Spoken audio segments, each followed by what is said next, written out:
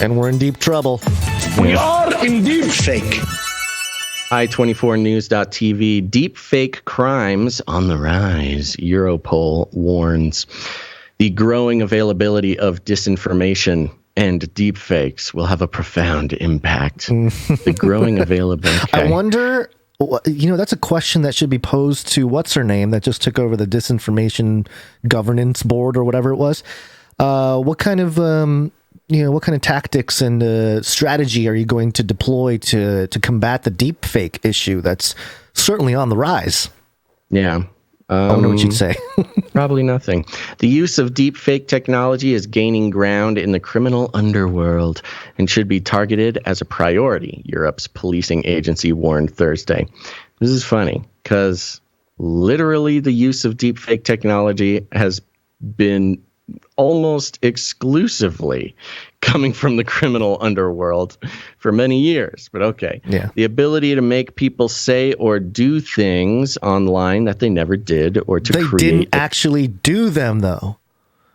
But the ability to make people say or do things. They didn't actually do them. Anyway, it's just a presupposition. It's a small detail. You're saying their wording is They're kind of assuming that it actually does happen. Making them do things. Right, they didn't do them. Right. Okay, I'm glad we straightened that out. Sorry. The ability to make people say or do things online that they never did, or to create entirely new personas, could be used to devastating effect in the wrong hands, Europol said. It kind of sounds like Europol doesn't fully understand deepfakes.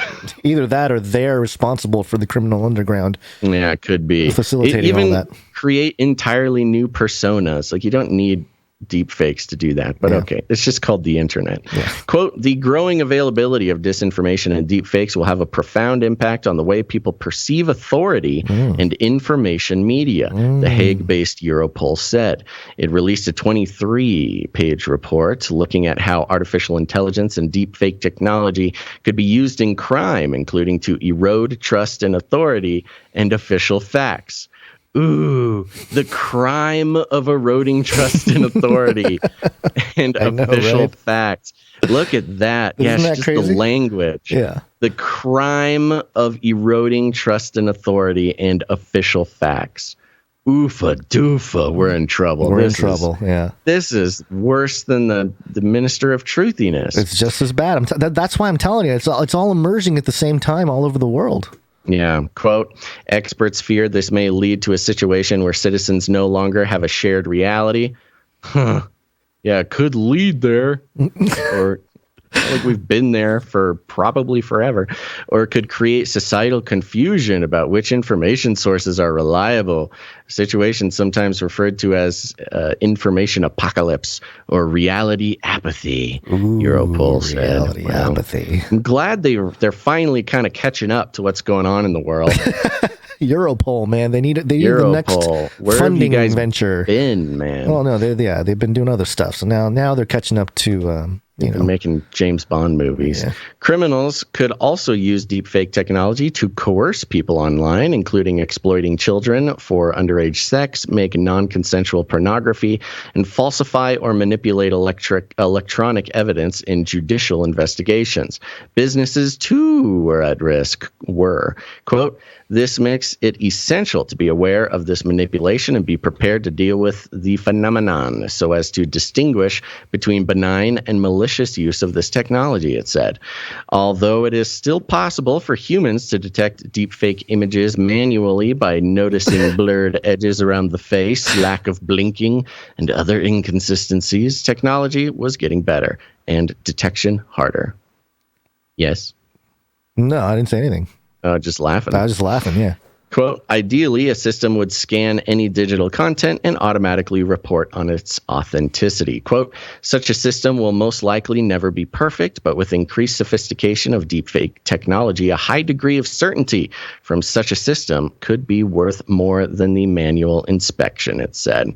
Remember there was a blockchain project that was planning on scanning all digital media and making a blockchain transaction of whether it was deep fake or not, or authentic or not. It rings a bell. This was a while back. Yeah, this was like 2017 or so.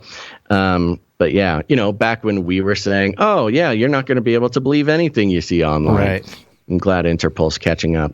They talk about it so strangely in this article, though, don't they? It's pretty suspicious, actually. Well, that's why I was like, I think they've been involved in the criminal side, and now they're like, well, it's going to get worse, because they might be part of distributing or using it in some way to benefit. Who knows? I mean, what better tool for a government to falsify a reason to, I don't know, detain dissenters, right, or malcontents? Well, think about this.